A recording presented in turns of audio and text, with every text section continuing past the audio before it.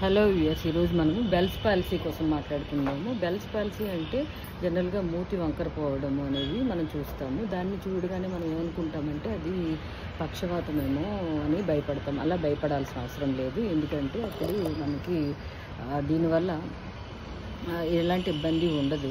Just అది దానికి అదే తగ్గిపోతుంది ఒక 1 ఇయర్ 1 మంత్ అట్లా గ్యాప్లోనే.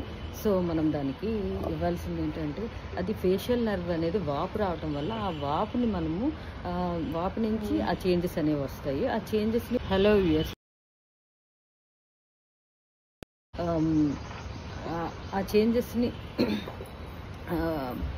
నుంచి మనకి ఐ కూడా ఒకసారి మూసుకుపోయి ఐ నుంచి వాటర్ రావటం, ఫేషియల్ చేంజెస్ అనేవి మనం చూస్తాము.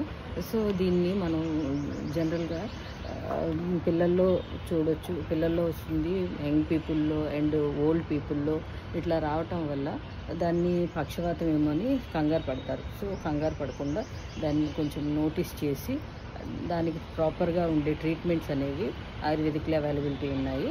సో మీరు ఒకసారి అవసరమైతే మీకు ఎవరికైనా తెలిసిన వాళ్ళకి ఏదైనా అవసరమైతే సజెస్ట్ చేయండి.